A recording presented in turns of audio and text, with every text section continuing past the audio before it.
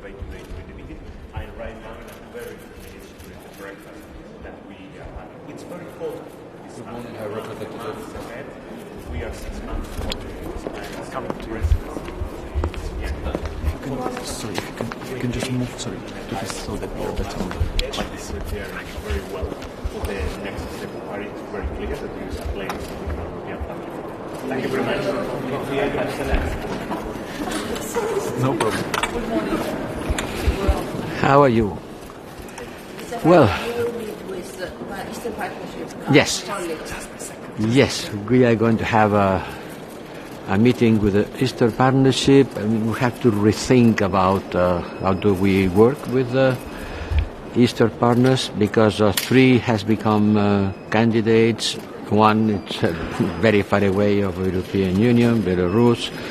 So it's a very heterogeneous set of countries, and a regional approach to them has to be taken into consideration, but certainly it's becoming more difficult. It is the first ministerial meeting with the Eastern partners since the beginning of the war in Ukraine, so certainly we will talk a lot about it. And then it comes the Council. This Council is going to be very long and difficult, because we have in the agenda Iran, we have in the agenda sanctions against Russia, the 9th package. We are still not there. We haven't yet finished. You know, there is a certain confusion. When me and the President of the Commission announces sanctions, we are just announcing proposals. I said many times, it's the Council who decides. And the 27 ministers have different approaches. So since we made the announcement of the proposal, a proposal is not a decision, the proposal has been discussed, and I thought this morning we were able to say green light. It's still not the case. Maybe by the end of the day, but there are some questions to be still agreed.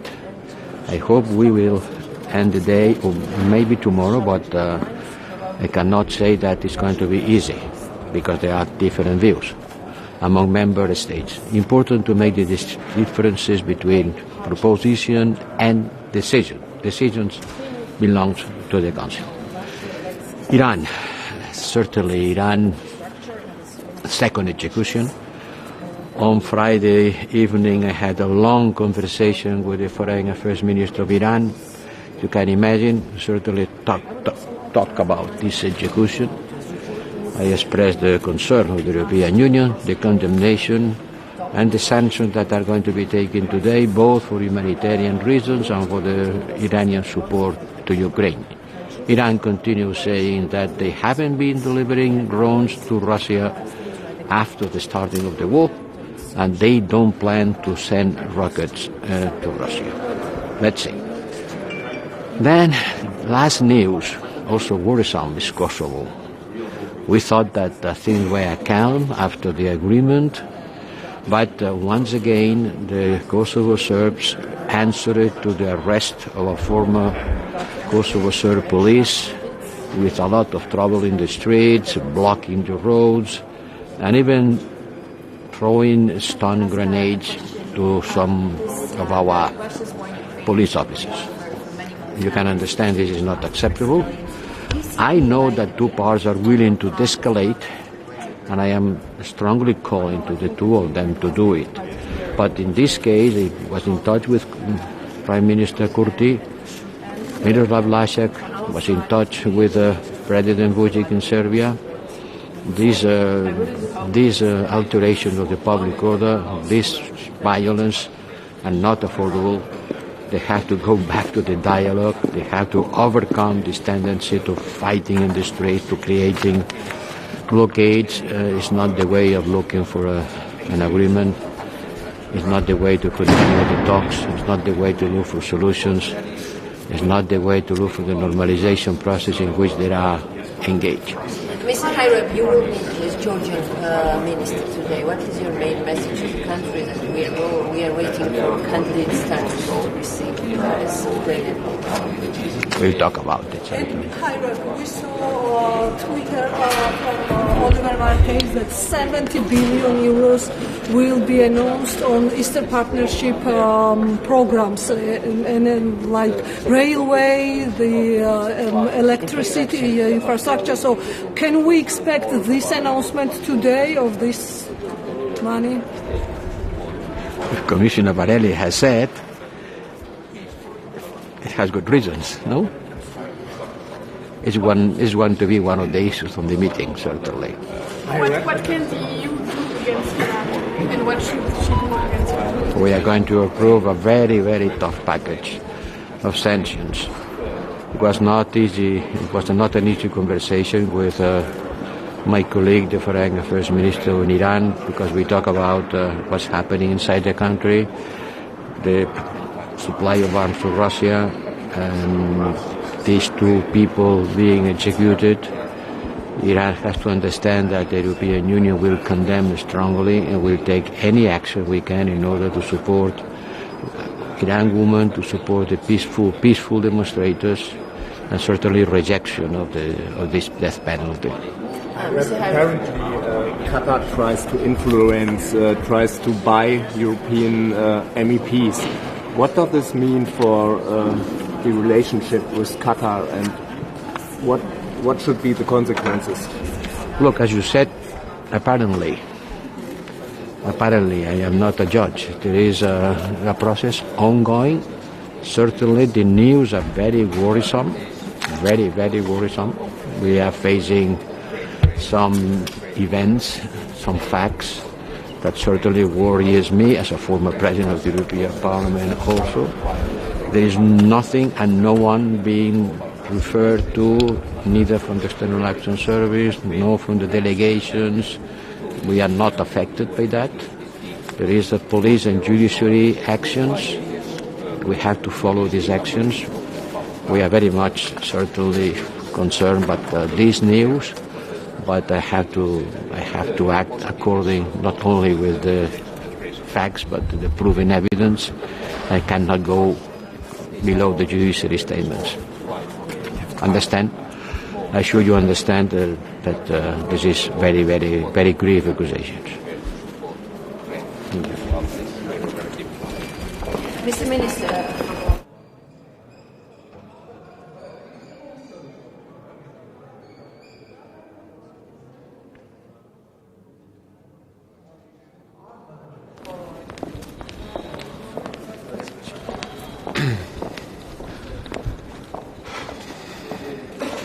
Good morning from Brussels.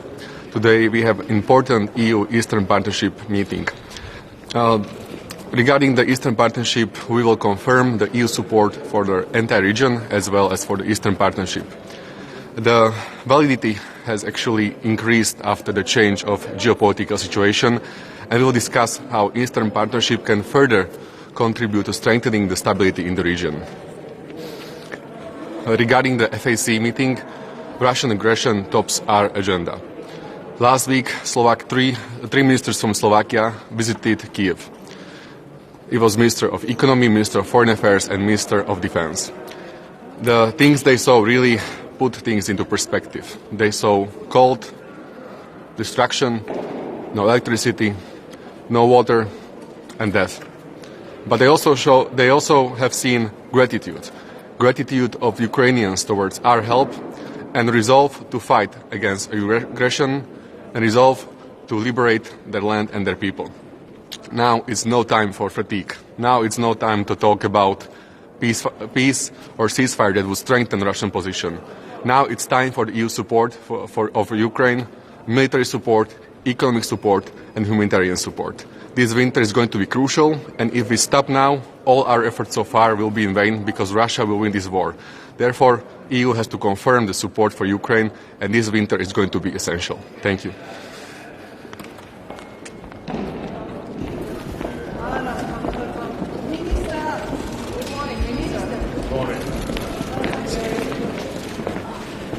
Buenos días. Hoy tendremos un nuevo Consejo de Asuntos Exteriores donde habrá dos puntos que serán fundamentales: Ucrania e Irán. En estos momentos donde llevamos ya demasiados meses de guerra, casi 10 millones de personas se encuentran sin calefacción, sin electricidad, en condiciones inaceptables. Es el momento de que los europeos sigamos actuando y actuemos con decisión para paliar esta situación. Los 18.000 millones de ayuda a Ucrania tienen que llegar lo antes posible y, desde luego, España hoy alzará su voz para que esto ocurra lo antes posible. En el caso de Irán, tenemos una situación totalmente inaceptable, donde se multiplican las detenciones, los fallecimientos de manera violenta, y hay 21 personas en estos momentos con pena de muerte. Hemos condenado ya claramente las ejecuciones en Irán y lo seguiremos haciendo, y yo espero que hoy todos los europeos tengamos una posición fuerte y común contra esta situación que ya dura demasiado. Vamos a tener ahora un desayuno de trabajo donde analizaremos el partenariado oriental. Tendremos una reunión de trabajo con nuestros homólogos de esa región, entre las que se encuentra Ucrania, y donde tan importante es en estos momentos mantener la interlocución y la relación para la estabilización de toda la región, que por supuesto recibe de primera mano todo el impacto de la agresión ilegal, injusta e injustificada de Ucrania. Aprovecharé también mi presencia hoy en Bruselas para lanzar la iniciativa Equipo Europa sobre migraciones, junto a mis colegas francesa e italiano, y también de Níger y Mauritania, y con los representantes de la Comisión, porque es más necesario que nunca que el partenariado con los países de tránsito y origen se refuerce.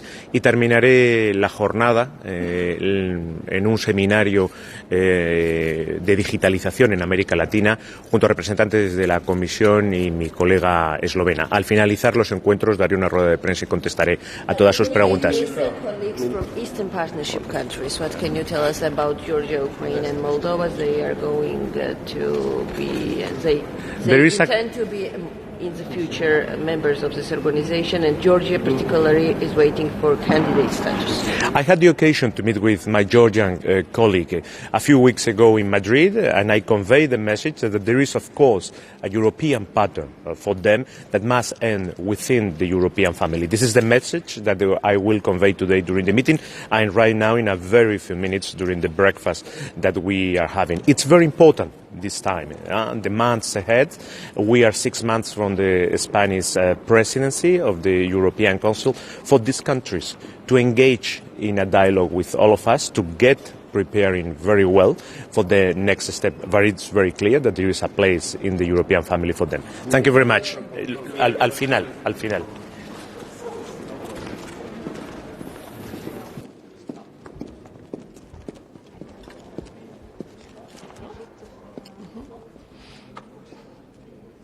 So good morning.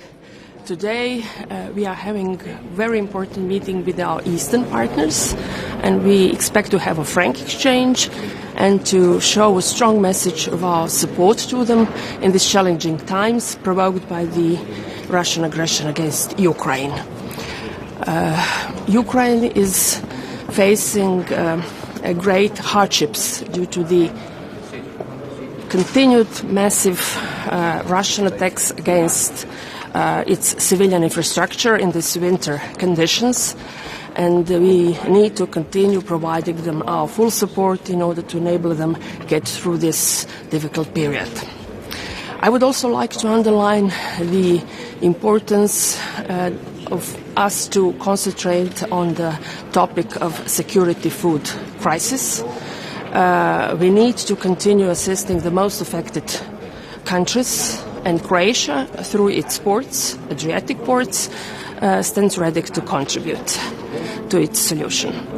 And when it comes to southern neighborhood, we need to even strengthen our work with them, and this comprises of our cooperation with regards to connectivity, with regards to security, and with regards to energy.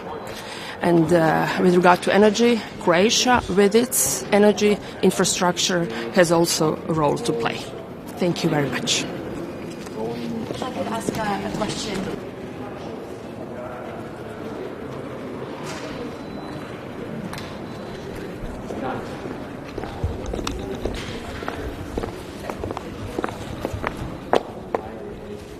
Good morning. Once more we meet to discuss most important issues of the day, and there's not a single more important issue than Russia's war against Ukraine. Unfortunately, with many things that we have to discuss, it feels as if we are a little bit stuck in the cold mud. Hope that we're not frozen in that mud when it comes to sanctions, when it comes to macrofinancial assistance to Ukraine, and weapon deliveries. And the real hope is that we are not waiting for something additionally horrible to happen in Ukraine for us to get unstuck. That we can discuss and we can find decisions and we can agree with unanimity on the most important things that we need to do in order to support Ukraine. Lithuania's position will remain as always: more sanctions, more assistance, more military assistance, especially heavy equipment that needs to be sent to Ukraine in order for them to reclaim the territory back, and finally to get an agreement on the 18 billion that needs to be reimbursed starting early next year. Minister, Friday's meeting of the ambassadors on the ninth package of sanctions ended without a compromise. Apparently some countries would like to have some delegations from Ukraine. Well, as from the very beginning, Lithuania was not supportive of derogations, even though some of the delegations could have made our situation possibly easier, but we thought that sanctions are there for a reason. They are not there to be avoided or eased. So yes, we are participating in the discussion. We're trying to maintain unanimity, but definitely we're not in favor of derogations. Minister, today you will start meeting with Eastern Partnership countries in Moldova and Ukraine. Today started Georgia is waiting. This status, how important to discuss with them the challenge which is very important in the region, and for example in Georgia there needs to be information that EU will fund the Black Sea region cable with the electricity to ensure EU and Georgia connectivity. Okay. How important is this project? Well, when it comes to membership status, it is unfortunate to see Georgia and other Eastern Partnership countries, two, Moldova and Ukraine, standing on a separate rail tracks when it comes to approach to EU. As you very well know, Lithuania was always very much supportive to Georgia's accession into EU, that it would get a candidate status.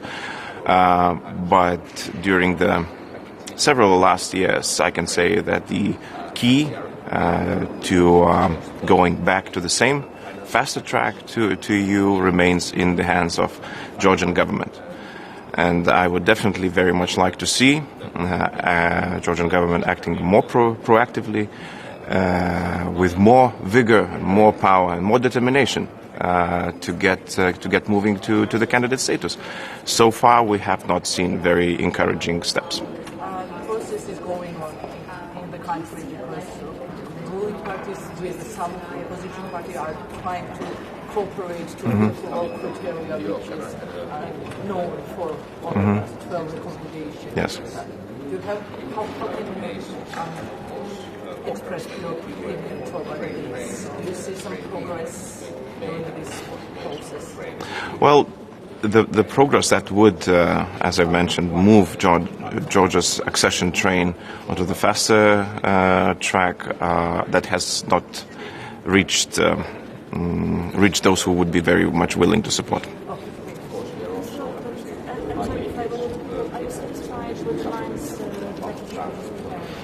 As I mentioned before, it feels as if we're stuck with basically on every conversation point that we're having on Ukraine. Thank you. I'd ask a question. The Russia's war in Ukraine has been going on for many months now. We're seeing huge costs for civilians. Do you see any light at the end of the tunnel of how this conflict could end? Well, I think that Ukraine has made it quite clear in which way this conflict could end, it should end, and on our side we need to continue providing them all support it needs, and I really do hope that this moment will come sooner than later. Thank you.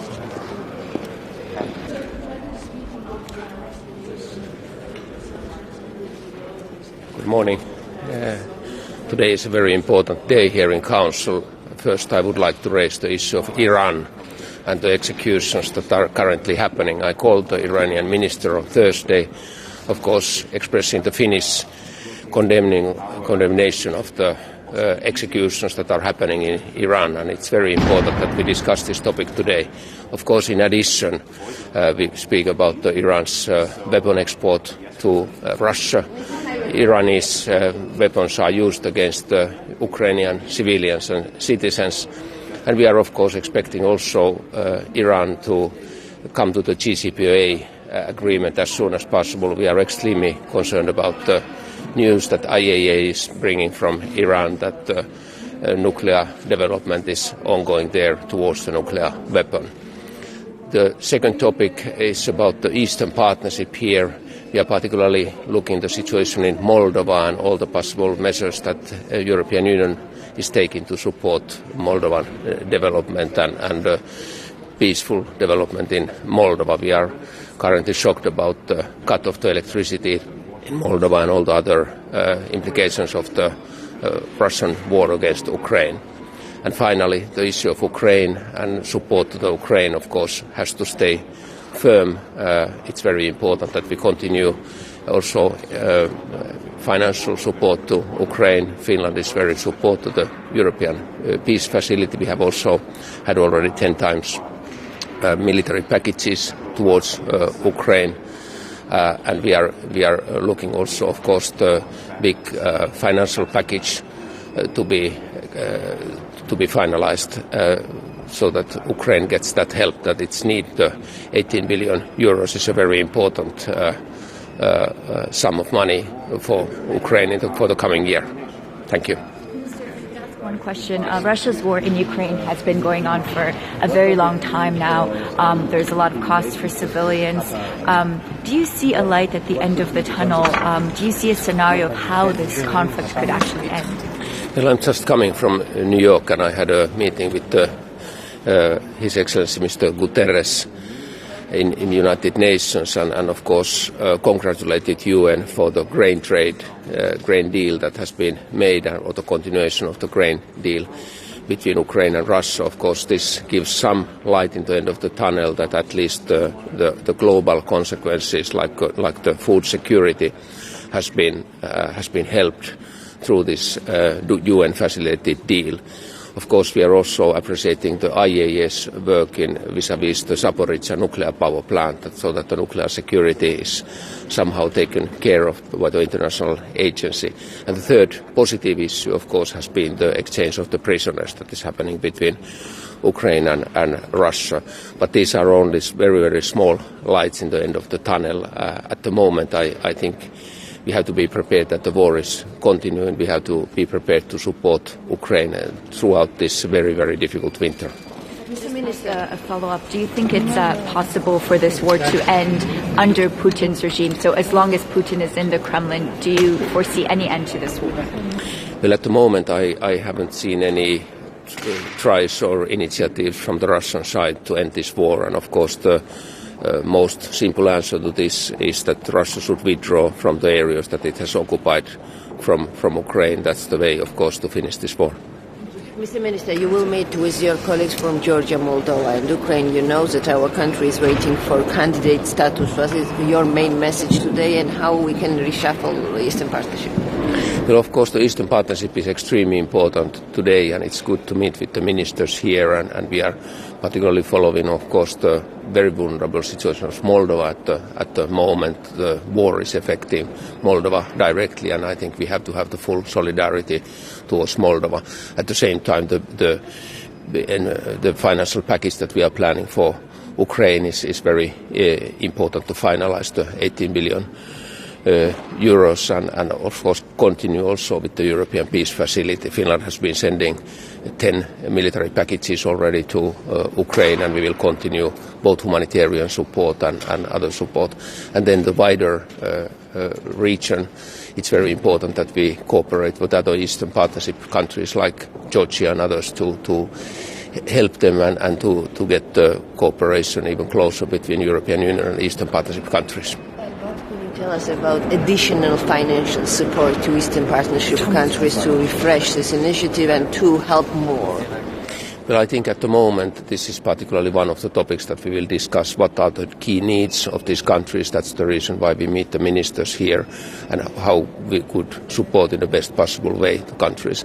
We had actually a little bit more than 1 week ago a very successful visit of the Baltic and Nordic ministers in Kiev to Ukraine, and of course the elements of Eastern Partnership, the future of the Ukraine and Moldova's future members of European Union and so forth were discussed. But of course we have to look the whole Eastern Partnership area, how we could strengthen that cooperation. And what about the candidate status, future candidate status for Georgia? Do you support it? Well, the Georgia, of course, as we have been discussing also with the Georgian minister about the steps that needs to be taken also in the internal development of Georgia, and we are looking, of course, forward when all these requirements are implemented. Also, Georgia would get closer to European Union. Thank you.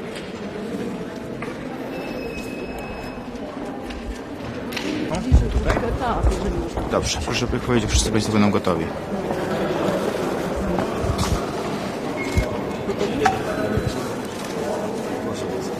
Wszyscy gotowi? Dzień dobry Państwu. Zaczynamy dzisiaj bardzo ważną Radę do Spraw Zagranicznych, poświęconą przede wszystkim najważniejszemu tematowi, jakim jest agresja rosyjska na Ukrainę, ale w nieco szerszym niezwykle wymiarze, bo dzisiaj także spotkanie z ministrami spraw zagranicznych krajów Partnerstwa Wschodniego. To jest ten wymiar, nad którym bardzo mocno pracujemy, żeby stał się tą drogą do w przyszłości członkostwa w Unii Europejskiej dla naszych wschodnich sąsiadów. Dzisiaj będziemy rozmawiać o tym, jak agresja rosyjska wpłynęła na perspektywy naszej współpracy z państwami na wschód od nas, jak te państwa wspierać, no i przede wszystkim jak dzisiaj wzmacniać to, co robimy od 24 lutego, czyli wzmacniać obronę Ukrainy. Myślę, że to, co dzisiaj będzie niezwykle ważne w tej dyskusji, to ocena sytuacji i też ocena dotychczasowych działań całej Unii Europejskiej, NATO także, bo w tym wymiarze również oczywiście współpracujemy. Niezwykle ważne jest to, i dzisiaj ja o tym na pewno będę mówił, żeby nie dawać się w jakikolwiek sposób wpędzać w takie rozważania o tym, że rzekomo Ukraina miałaby oddawać Rosji jakieś części swojego terytorium, albo że Rosja ma prawo oczekiwać gwarancji bezpieczeństwa od kogokolwiek. To jest po prostu strategiczny błąd tego rodzaju rozważania nawet, bo to nie Rosja potrzebuje dzisiaj gwarancji bezpieczeństwa, to Europa potrzebuje gwarancji bezpieczeństwa od Rosji. My będziemy o tym dzisiaj bardzo dużo dyskutowali. Poza tym także tematy bieżące, wzrost napięcia na Bałkanach, przede wszystkim między Serbią a Kosowem, także szersze tematy globalne, kwestia tego, co dzieje się w Iranie, kwestia również potencjalnego zaangażowania Iranu w różne niekorzystne zjawiska globalne, także związane z agresją rosyjską na Ukrainę i jeszcze kilka innych tematów. Dzisiaj do 17:30 tutaj jest dyskusja zaplanowana. Panie ministrze, ambasadorowie w piątek rozmawiali na temat 9. pakietu sankcji. Było oczekiwanie, że będzie zgoda. Dość nieoczekiwanie pojawiły się propozycje grupy krajów, żeby jakieś wyłączenia zastosować do 9. pakietu. Jak Polska to komentuje? My cały czas podkreślamy, że sankcje powinny być jak najdotkliwsze, jak najsurowsze, jak najmniej powinno być tam wyjątków. Natomiast też doskonale wszyscy Państwo, którzy śledzą ten proces, wiecie, że przy każdym pakiecie, przy każdym planie tego rodzaju pojawiają się różnego rodzaju próby wyłączenia czy łagodzenia. Zawsze takie dyskusje się toczą. Tak jest również i tym razem, ale te rozmowy będą dalej prowadzone. Mamy nadzieję, że jeśli jakiekolwiek wyłączenia będą, to będą one jak najrzadsze, bo głównym celem sankcji jest po prostu doprowadzenie do tego, żeby Rosja przegrała wojnę. English, please. about sanctions towards Russia? Do you consider them to be strong enough? Well, they always could be a little bit stronger, a little bit more severe. We are always, as Polish government, we're always opting for the most severe approach because the main purpose of sanctions is to help Ukraine win this war, to defeat this Russian imperialism. And we will be always striving for more, we'll be always striving for more severe sanctions until this goal is achieved. But obviously what is very important at this point is also remaining consistent in sanctions but also in policy, in decision making. So we will be discussing today at this Foreign Affairs Council that we should avoid at all costs any deliberations as to whether Ukraine should cede any land or any form of sovereignty, any public deliberations about, for example, guarantees of safety for Russia is a strategic mistake. It's Europe that needs guarantees from Russia. It's not Russia that needs guarantees because Russia is not threatened by anyone else. It's Russia is a threat for Europe. Any expectations about timeline when they can be adopted? Well, we hope so. We hope that it will happen very smoothly, as so far the space since February 24 has been quite accelerated compared to the situation before. Obviously, it's always there's always something left to be desired, but we are continuously striving forward, discussing with our partners, and in the spirit of unity, of European unity, which is absolutely important, and as our top priority, we hope that it will be achieved swiftly and smoothly. Thank you very much. A tak naprawdę ambasadorowie dzisiaj wieczorem zajmą się tymi sankcjami, a pan wykorzysta tę okazję, spotkanie z ministrami, żeby potwierdzić stanowisko dotyczące jak najjutrzejszych sankcji? Z pewnością będziemy dzisiaj rozmawiali o konsekwencjach agresji na Ukrainę i o tym, jak powinna Unia Europejska na to reagować. Nie będziemy wchodzić szczegółowo w temat zapisów 9. pakietu sankcyjnego, natomiast z całą pewnością w naszym stanowisku dzisiaj zostanie podkreślone to, że skuteczność sankcji zależy także od tego, aby one były szczelne, aby nie było wyłączeń, nie było wyjątków, aby nie było możliwości ich omijania. To jest absolutnie podstawowe i będziemy dzisiaj o tym mówili. Ja na pewno o tym powiem w trakcie dyskusji. Dziękuję bardzo.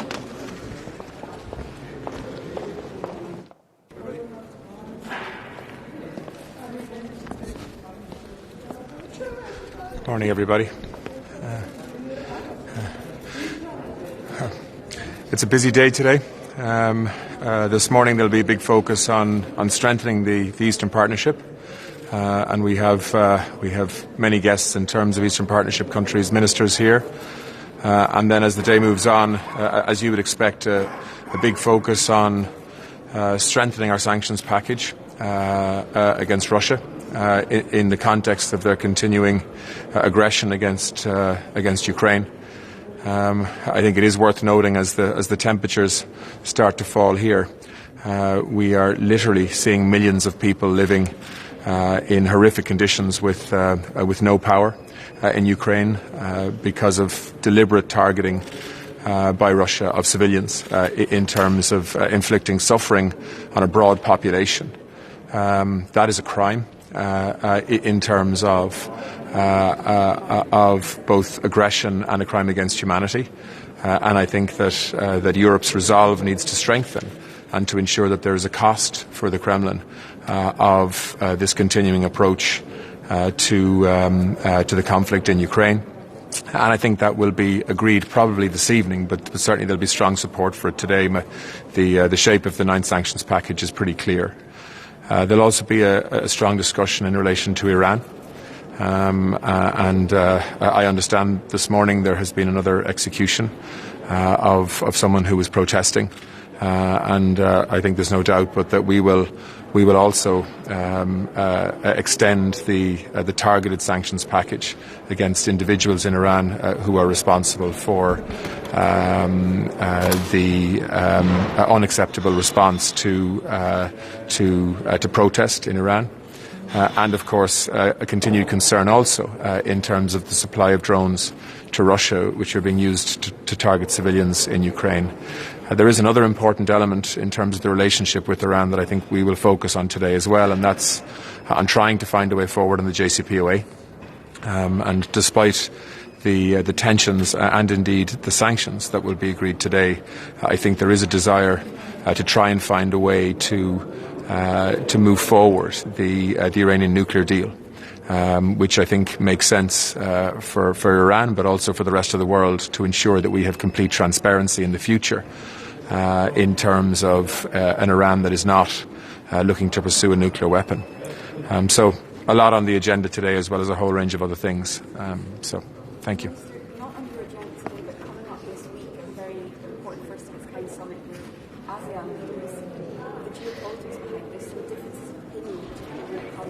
Russia? What's the best way to approach these differences and try and bridge the gaps? Well, I mean, the best way to approach differences on Russia is to talk and to deal in facts and international law. And you know, if we allow a powerful country like Russia, who are a military superpower, to invade their neighbours, to try to change international borders by military force, well, then that has a consequence, because it creates a precedent for other parts of the world as well.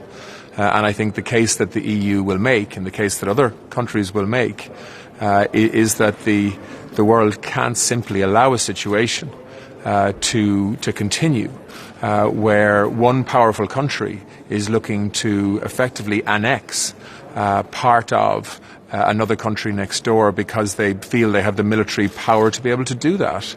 That is contrary to every standard in international law and multilateralism that the EU stands for. And I think that when the case is made, that it's very hard to argue against that. Obviously, countries have political ties, they have economic interests, they have security interests, and so on.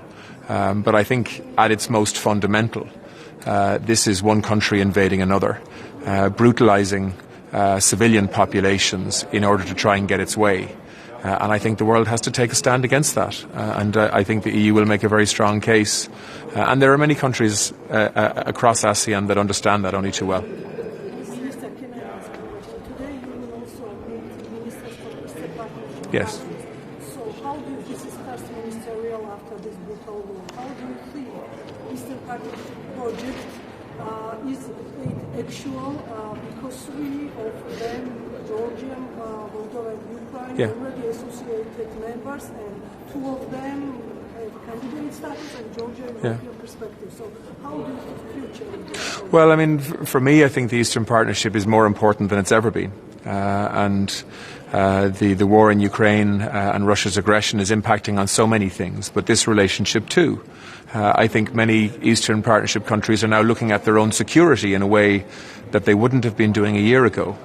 I think the prize and the attraction of EU membership in terms of economic and political stability for the future is something that in many ways is seen now through a new lens because of aggression coming from the East.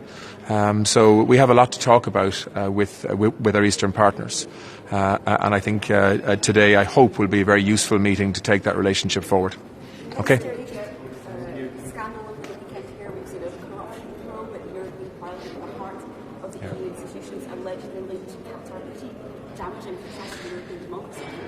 Well, it is damaging, and we need to get to the bottom of it, and we need to have, obviously, a full and transparent investigation so that we can have an explanation for what's happened.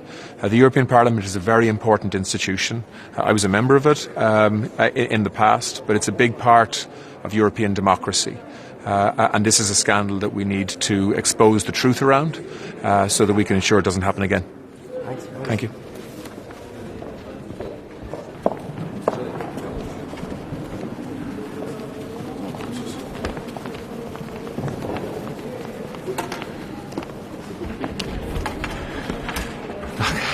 Dobré dopoledne. Dnes budeme mít druhý den jednání Rady pro zemědělství a rybolov. Good morning. Today we will hold the second day of our Agri-Fish Council. Tím důležitým tématem, kterým jsme začali včera, jsou rybolovná práva pro rok 2023 ve vodách zemí EU i mimo Evropskou unii. The important topic that we already started yesterday are the fishing opportunities for 2023 for EU and non-EU waters. Včera jsme celý den jednali a máme připravený první kompromisní návrh, který dnes předložím kolegům, ministrům zemědělství, popřípadě pro rybářství, a budeme o tom dále jednat. Yesterday we had negotiations all day and we managed to prepare the first draft of the compromise that today I will present to the Ministers for Agriculture and Fisheries. Jsem přesvědčený, že tento kompromisní návrh je dobrým podkladem k tomu, abychom dosáhli finální dohody, aby evropští rybáři mohli od začátku příštího roku rybařit podle nových pravidel, věděli, jak na tom jsou. I believe that this first draft of the compromise is a good starting point for us to reach a final agreement so that the European fishermen and fisherwomen can start fishing on the 1st of January 2023 according to the new rules and conditions. Jak jsem řekl, budeme i dnes jednat a budeme jednat tak dlouho, dokud nedosáhneme finální dohody. As I mentioned, we will continue our discussions today and we will keep talking as long as necessary to reach the final consensus. Dalším důležitým bodem dnešního jednání budou strategické plány, v podstatě nová společná zemědělská politika. Všechny národní strategické plány byly schváleny Evropskou komisí, kromě jedné výjimky. The next topic on our agenda today are the national strategic plans and the common agriculture policy in general. The European Commission has already approved all national strategic plans but one. Dnes se budeme bavit o tom, jak jednotlivé členské státy budou uvádět do praxe ty nové strategické plány. Nebude to jednoduché, bude nutné nastavit IT systémy, metodiku, legislativu a to nejdůležitější, bude nutné seznámit všechny zemědělce s novými podmínkami. Today we will talk about how the individual European member states will implement these national strategic plans into practice, and it won't be an easy task. We will have to talk about new IT measures, new methodologies, new legislations, and last but not least, we will have to also educate our farmers on the topic. Samozřejmě budeme mít i další témata, jako jsou komoditní trhy, welfare zvířat a důležité téma pesticidy. Ale o tom všem budu hovořit večer na tiskové konferenci. And of course there will be other topics that we will tackle, namely the commodity markets, animal welfare, pesticides, but these all I will discuss later on today during my press conference. Děkuji. Thank you.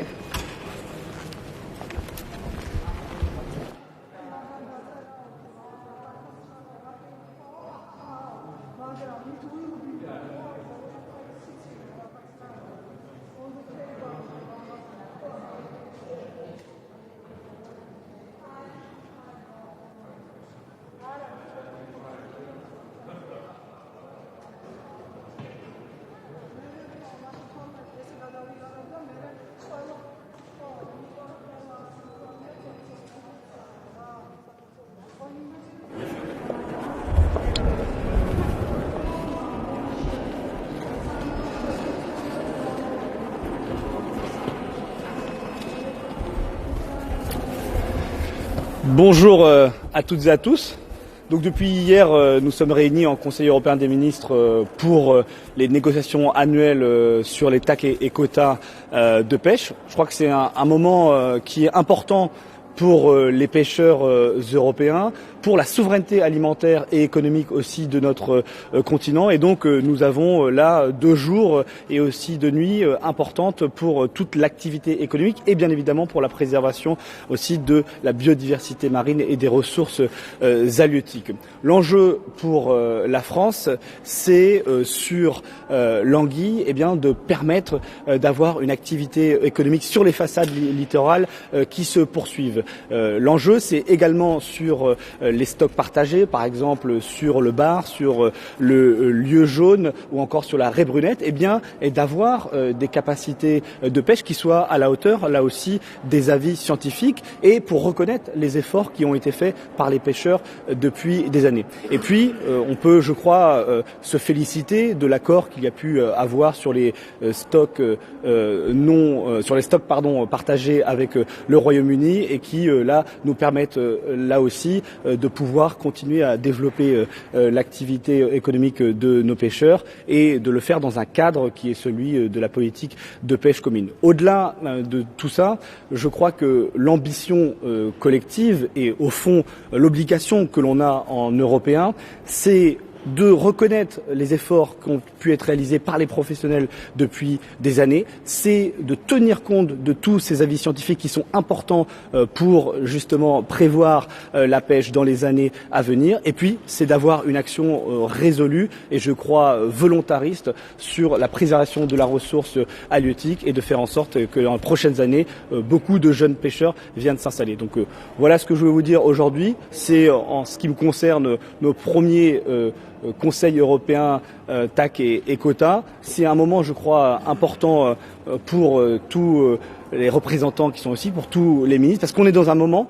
aussi où nos pêcheurs ont vécu des juxtapositions de crise. Brexit, Covid, inflation, augmentation du coût du carburant, et donc plus que jamais je crois qu'on doit être soudés, solidaires pour faire en sorte que la souveraineté alimentaire de notre continent se renforce et qu'il y ait encore une attractivité dans ce métier de pêcheur. Merci.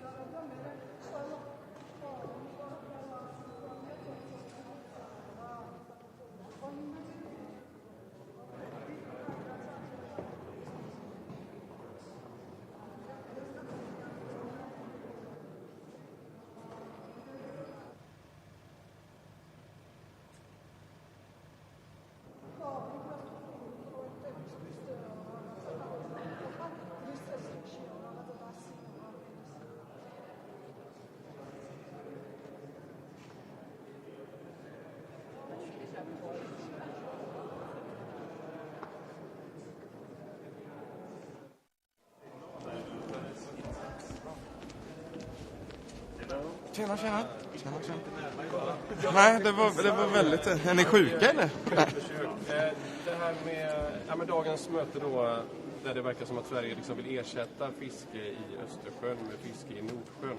Vad har du för förhoppningar?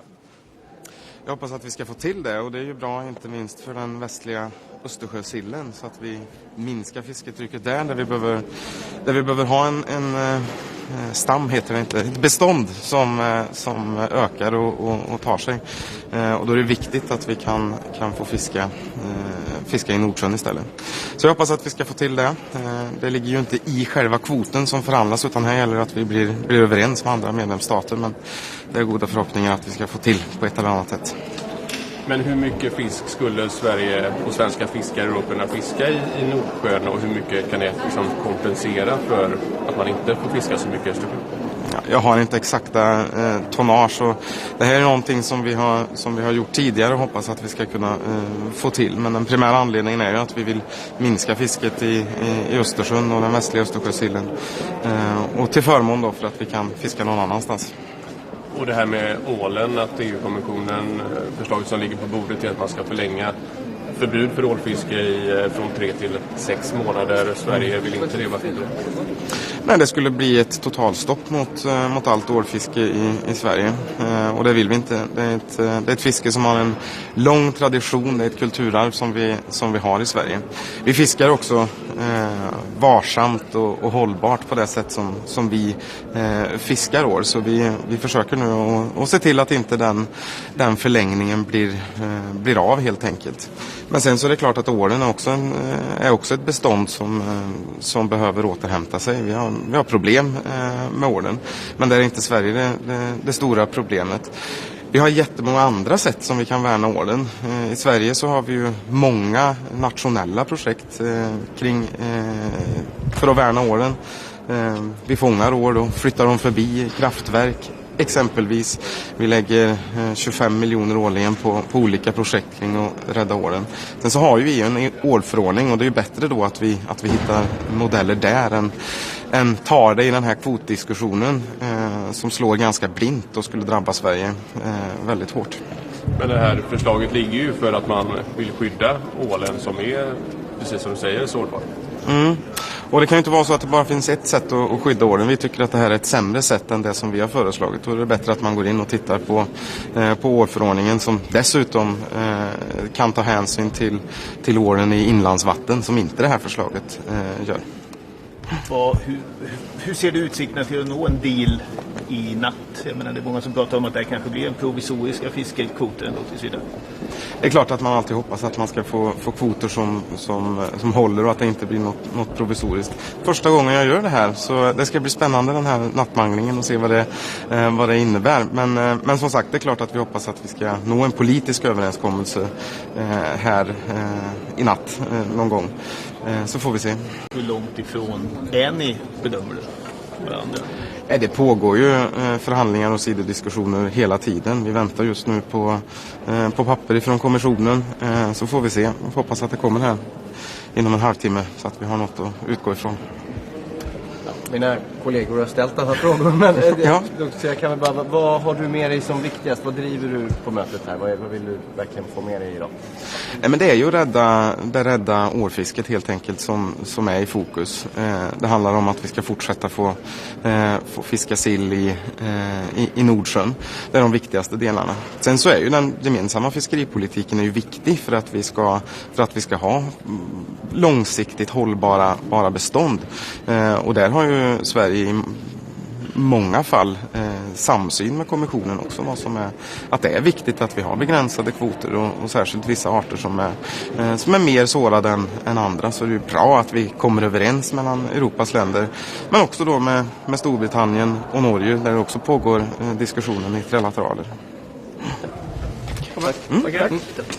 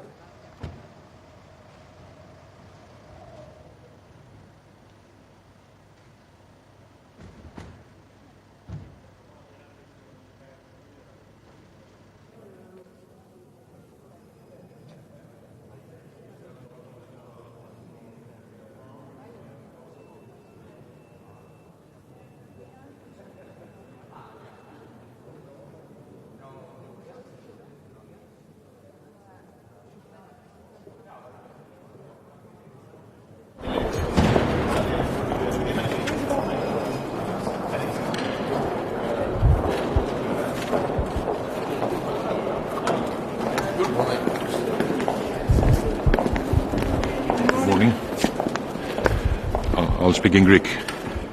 Είναι απαράδεκτο και καθολικά καταδικαστέο να διατυπώνονται απειλές για πυραυλική επίθεση εναντίον της Ελλάδας από σύμμαχο χώρα μέλος του ΝΑΤΟ. Οι νοοτροπίες Βόρειας Κορέας δεν μπορούν και δεν πρέπει να επισέλθουν στην Ατλαντική Συμμαχία.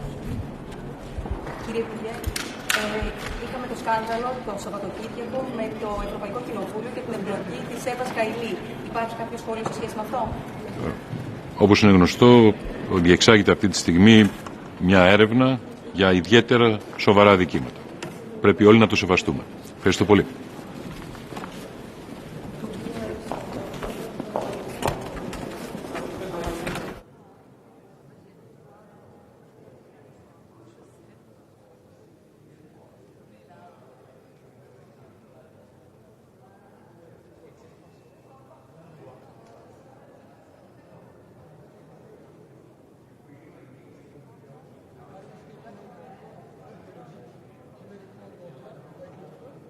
Okay.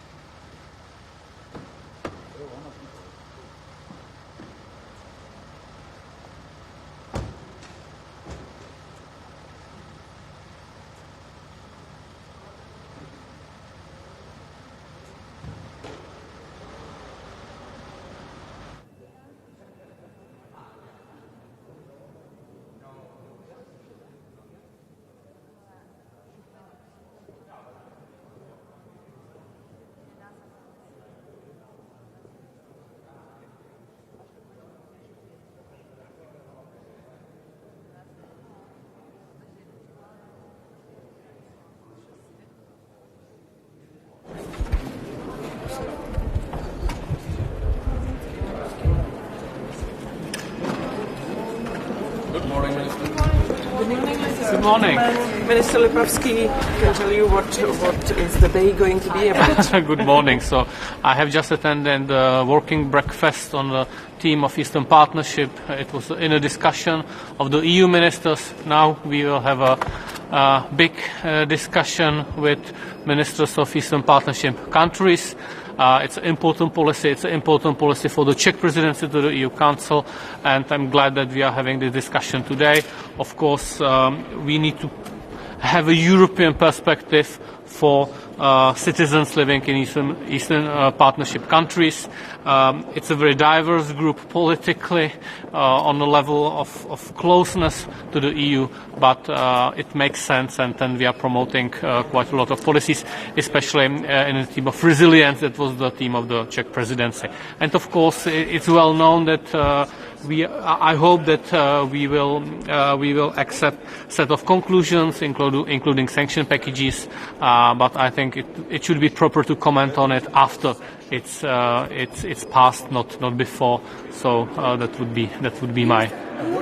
Okay. So three questions, please. So let's begin here. Not directly related to this council, but on the corruption scandal in the European Parliament, apparently with links to Qatar. When is it the right time to rethink relations with the Emirate of Qatar? So I would not connect those issues directly. We don't know exactly what had happened. It's absolutely unacceptable, any kind of corruption, and I'm glad that the Belgian police is able to act upon it, and I'm despising that in all possible terms. Of course, the relationship between the EU and Qatar, or European countries and Qatar, needs to be built on a set of policies, of course, including the human rights and the labor rights. Qatar is an important partner for the energy, for the EU, so let's see what really had happened, and any kind of corruption is totally unacceptable. Yes. Will you discuss about $70 billion euros for Eastern Partnership projects, which Oliver Varhey tweeted yesterday? And how do you see these three associated countries, Moldova, Georgia, and Ukraine, which these countries also inside the Eastern Partnership, and their improvement and future to the European path? So it's obvious that we need a practical cooperation. Today it was very often mentioned that we need to be working on interconnectivity, on energy projects, on security cooperation. So we need to also fill it with some practical work. But it's not only about this practical work, it's also about the political vision for the citizens of Eastern Partnership countries that the Europe take in care about their interest to be part of the EU one day. The enlargement process is a complicated one. Yeah, so the final question, please. The third one? What can the EU do against Iran? What should be done? Okay, so we need to continue with a clear message to Iran regime that it is not acceptable to be violating human rights in such a brutal way. I read that today the second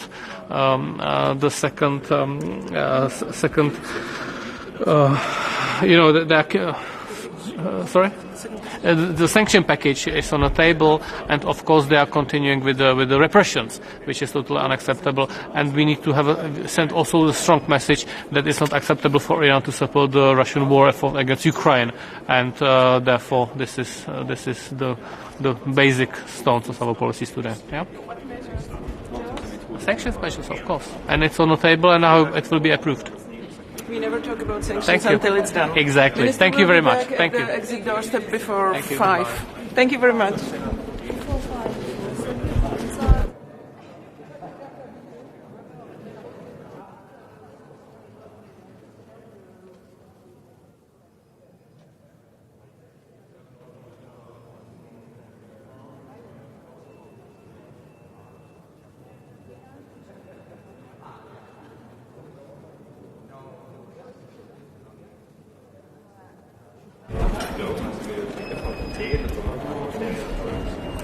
Guten Morgen.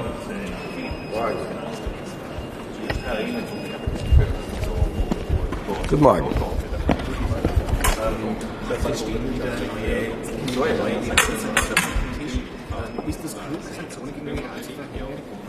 Kann man auch das Atomabkommen noch retten? Also klug. Es ist nicht das, was wir uns wünschen, nur ich befürchte, es ist unumgänglich.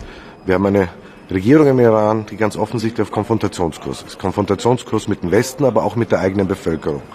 Dass tausende Menschen willkürlich verhaftet werden, dass es die zweite Todesstrafe vollstreckt wurde, dass noch Dutzende andere vor der Gefahr der Todesstrafe stehen und dazu noch der Iran sich zum sozusagen Handlanger des russischen Regimes und der Kriegsverbrechen in der Ukraine macht, das ist etwas, was wir als Europäer nicht wegschauen können. Und ja, die Europäer waren sozusagen die Brücke, die immer die Atomverhandlungen auch am Leben gehalten hat. Und wir wollen eigentlich auch das Fenster nicht komplett zuschlagen. Das sagen wir auch heute sehr klar in sehr umfangreichen und sehr deutlichen Schlussfolgerungen und Stellungnahmen der EU-Außenminister. Aber de facto haben wir den Eindruck, dass der Iran gerade das Fenster zu den Atomverhandlungen zugeschlagen hat. Aber wir bleiben dabei, dass wenn es eine Chance gibt, das Atomabkommen wieder zum Leben zu erwecken und wir damit auch ein nukleares Wettrüsten am Golf verhindern können, dann werden wir diese Chance selbstverständlich ergreifen. Aber ganz offen, ich glaube, der Zug ist schon fast weggefahren. Es Experten, die sagen, der Iran ist schon so stark sanktioniert, da haben neue Sanktionen gar nicht so viel Sinn. Können Sie dem Argument etwas abgewinnen? Nun, was wir jetzt gerade sanktionieren, sind jene Personen, die direkt oder deren Systeme mit der Niederschlagung der Protestbewegung im Iran in Zusammenhang stehen oder Personen, die mit den Drohnen und ihrer Lieferung an Russland im Zusammenhang stehen. Also es gibt noch Möglichkeiten, aber ja, wir haben ein schon recht umfangreiches Sanktionenregime sozusagen in Geltung. Aber wir müssen weiterhin hier klare Kante zeigen und wir werden uns auch weitere Schritte überlegen müssen. Also wenn diese Form der Politik, diese Brutalität, und ich befürchte, dass wir hier noch nicht das Ende der Fahnenstange gesehen haben, wenn das weiterhin so sich zeigt im Iran, dann werden wir auch von europäischer Seite noch diesen Kurswechsel, den wir jetzt gerade vollziehen gegen den Iran, noch konsequent fortsetzen müssen. Sollte man auch gegen das Land Katar härter vorgehen, auch hinsichtlich der Energielieferungen? Also hier sage ich einmal, das wäre ein veritabler Skandal, wenn sich das bewahrheiten sollte, was derzeit Medienberichte erzählen. Aber wir sind Rechtsstaat.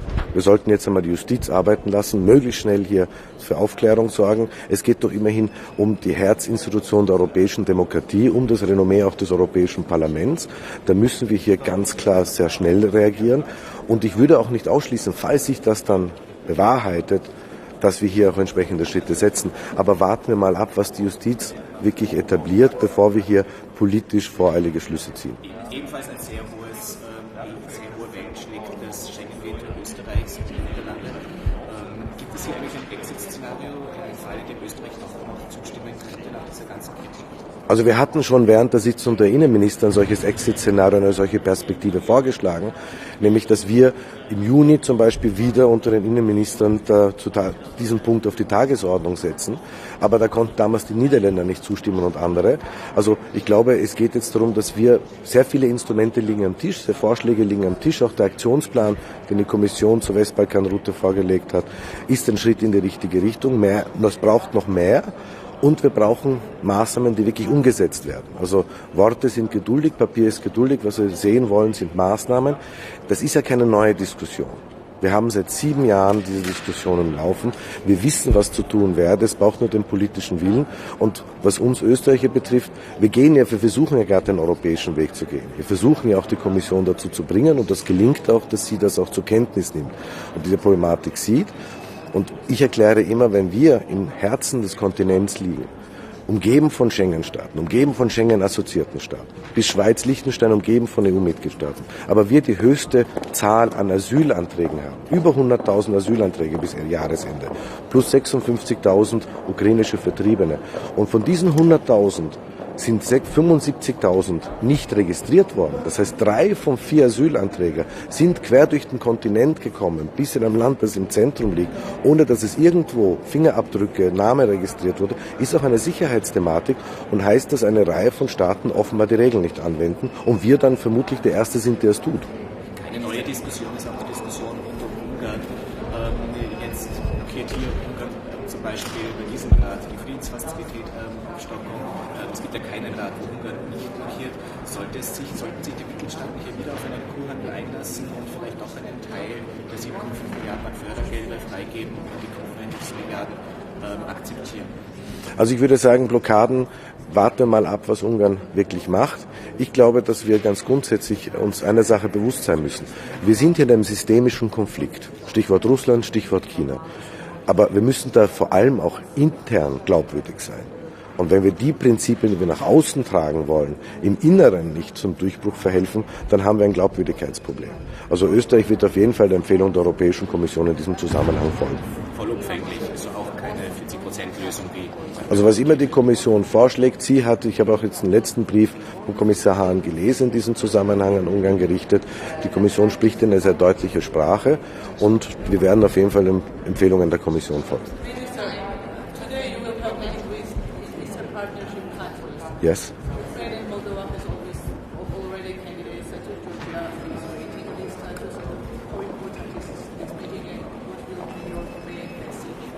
I believe it's extremely important. This is our immediate neighborhood. And Eastern Partnership is for us as Austrians something very, very close to us. I mean, you have to know that only 500 kilometers away from Vienna, a war is raging in Ukraine. So this is for us a region which is economically, politically, and even culturally and humanly important. We have many people in Austria from this region living in our country. And we have close relations. So it is important, and I believe we have to be aware that we shouldn't only look at Ukraine and Moldova. We have to keep an eye on Southern Caucasus. We might have to include, and we could think about including in some other format, Central Asian states. And we are here, we have to give these countries the feeling that they're not left alone next to a huge neighbor called Russia, which is breathing down their neck, and they need Europe. And do you support candidate status to Georgia?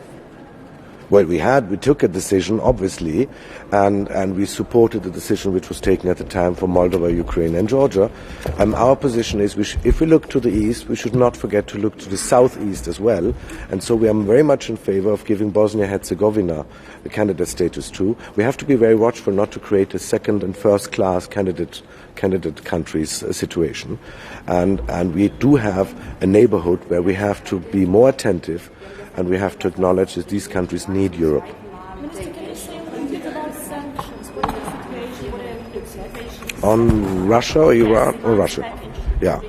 Well, my expectation is we have basically an agreement on the ninth package. There are technical details that have to be clarified. And my expectation is that it will be approved the next couple of days, at least ahead of the European Council. And I don't expect any country to block it.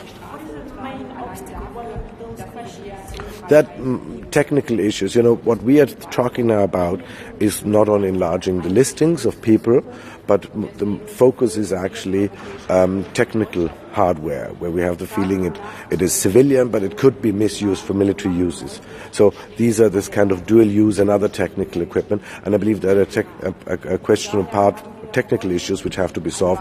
But we have today a meeting at the levels of ambassadors, and I'm very positive, and I expect that we will have an agreement. Thank you.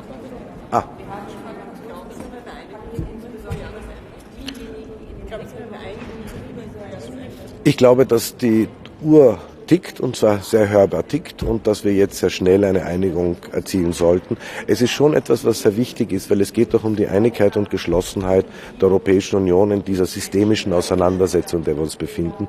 Und jedes Fragezeichen, das wir im Innenverhältnis haben, könnte uns potenziell schwächen. Also ich glaube, Österreich wäre sehr dafür, dass wir hier rasch eine Klärung herbeiführen.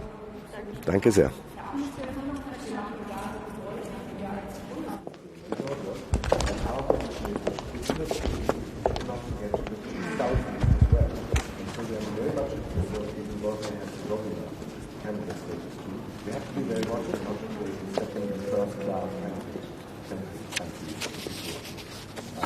Schönen guten Morgen, auch wenn es ja heute sehr, sehr kalt ist. Wir haben gestern gesehen, dass das Regime in Teheran zum zweiten Mal einen Menschen hingerichtet hat, ohne einen fairen Prozess. Das ist ganz offensichtlich mit diesen öffentlichen Hinrichtungen ein unverhohlener Einschüchterungsversuch an Menschen. Nicht nur dafür, dass sie auf die Straße gehen, sondern diese Hinrichtungen sind ein unverhohlener Einschüchterungsversuch. Nicht dafür, dass Menschen Verbrechen begangen haben, sondern allein dafür, dass sie ihre Meinung auf die Straße tragen, allein dafür, dass sie wie wir in Freiheit leben wollen. Und es drohen weitere Hinrichtungen, es drohen weitere Einschüchterungsversuche. Und deswegen verfolgen wir von europäischer Ebene, von deutscher Ebene Tag und Nacht die Situation in Iran und machen deutlich, wir stehen an der Seite der unschuldigen Menschen in Iran. Und daher haben wir heute ein weiteres Sanktionspaket auf den Weg gebracht, das sich insbesondere an diejenigen richtet, die für diese unglaublichen Verbrechen Verantwortlichen sind. Wir haben mit dem Sanktionspaket insbesondere diejenigen in den Blick genommen, die für diese Hinrichtungen, die für diese Gewalt gegen unschuldige Menschen verantwortlich sind. Das sind insbesondere die Revolutionsgarden, das sind aber auch diejenigen, die mit gewaltsam erzwungenen Videos versuchen, Menschen einzuschüchtern oder weiter zu bestrafen. Zugleich haben wir heute oder werden wir heute zum ersten Mal seit 3 Jahren Ratschlussfolgerungen zum Iran verabschieden.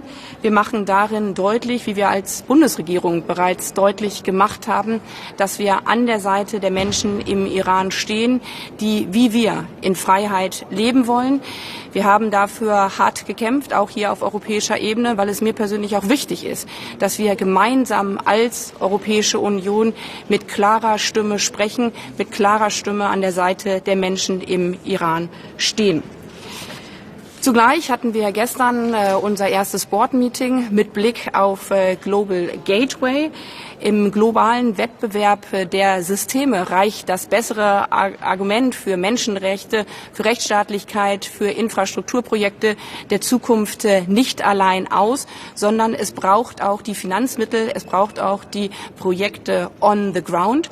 Und daher haben wir gemeinsam in den letzten Monaten als Europäische Union mit Global Gateway unterschiedliche Projekte angestoßen, sei es Zugverbindungen in Afrika, Autobahnen auf dem Balkan, Strom- oder Digitalverbindungen. Für uns ist wichtig, dass wir anders als andere Staaten keine Knebelverträge anbieten, sondern faire Partnerschaften auf Augenhöhe. Wenn wir gemeinsam auf dieser Welt in die Zukunft investieren wollen, klimaneutral und zum Wohle unserer Menschen, dann müssen das faire Verträge sein, die sowohl den Ländern, in die investiert wird, etwas nutzen und vor allen Dingen den Menschen, als auch mit Blick auf unsere internationale Zusammenarbeit diese auf faire Wettbewerbsbedingungen und faire Regeln stellen. Wir haben als Europäische Union die Finanzmittel, wir haben als Europäische Union die Projekte. Was wir jetzt vor allen Dingen brauchen, ist den geopolitischen Mut, diese Projekte auch schnell umzusetzen und im globalen Wettstreit der Systeme strukturiert und vor allen Dingen strategisch zu handeln. Frau Ministerin, wenn sich bestätigen sollte, dass das Golfemirat Katar Europaabgeordnete bestochen hat, was muss das aus Ihrer Sicht für Konsequenzen für die Beziehungen Deutschlands zu Katar, der Europäischen Union zu Katar haben? Das ist wirklich ein unglaublicher Vorfall. Der muss jetzt ohne Wenn und Aber aufgeklärt werden mit der vollen Härte des Gesetzes. Denn es geht hier auch und gerade um die Glaubwürdigkeit Europas. Und entsprechend müssen dann in unterschiedlichen Bereichen Konsequenzen folgen. Jetzt geht es vor allen Dingen um die restlose Aufklärung. Aber sowas, das haben wir lange nicht erlebt. Frau Ministerin, wie sehr sind Sie besorgt über die anhaltend eskalierende Situation im Kosovo? Ich habe gestern bereits deutlich gemacht, dass mit Blick auf Kosovo jeder seine Verantwortung trägt. Und die kosovarische Regierung hat mit Blick auf die Wahlen diese extra ein bisschen verschoben, um die Situation in den Griff zu bekommen und vor allen Dingen die Menschen vor Ort in den Mittelpunkt zu stellen, die Sicherheit der Menschen vor Ort in den Sicherheit zu stellen. Und dass auf der anderen Seite, von serbischer Seite, dann diese Situation weiter angeheizt wurde, das ist mehr als verantwortungslos. Und deswegen mein eindringlicher Appell an Serbien, alles dafür zu tun, die Menschen in der Region zu schützen. Es geht in der Politik um die Menschen, um menschliche Sicherheit. Und das ist auch die Verantwortung der serbischen Regierung. Frau Ministerin, ein Wort zu Ungarn, wie man aus der Situation der Blockade herauskommt. Die Rechtsstaatlichkeit ist das Rückgrat der Europäischen Union. Und nur mit einem starken Rückgrat kann die Europäische Union sich nach innen und nach außen behaupten. Und deswegen unterstützen wir als Bundesrepublik Deutschland die sehr guten Vorschläge der EU-Kommission, um deutlich zu machen, hier geht es um unsere Werte, um unsere Rechtsstaatlichkeit als Europäische Union im Ganzen. Heißt das, Deutschland sind ganz konkret auf den Vorschlag, 7,5 Milliarden Euro an Kohäsionsmitteln für Ungarn einzufrieren? Wir finden die Vorschläge der Europäischen Union sehr durchdacht und vor allen Dingen auf Grundlage unserer rechtlichen Bestimmungen. Und das ist das A und O. Und alles Weitere wird dann beschlossen.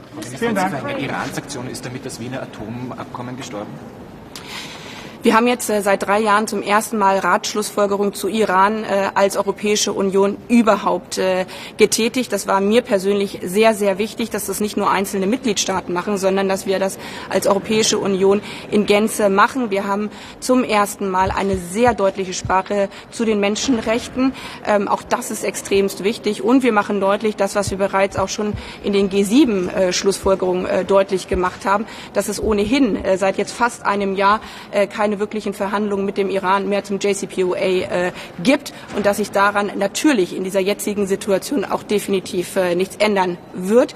Ein System, was so mit seinen Menschen umgeht, das kann nicht darauf bauen, dass es weiter halbwegs normale Beziehungen mit der Europäischen Union gibt und dass die Europäische Union das jetzt ebenso deutlich macht, wie wir das bereits als Bundesrepublik Deutschland getan haben. Das ist, glaube ich, ein guter Tag für die Menschenrechte heute hier in Brüssel. Minister, on Ukraine. Please.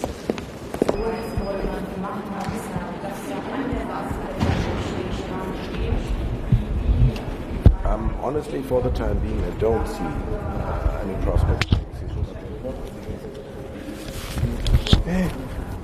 But we all know it's a question of logic. At the end, peace is never done on the battlefield. It's done at the negotiation table.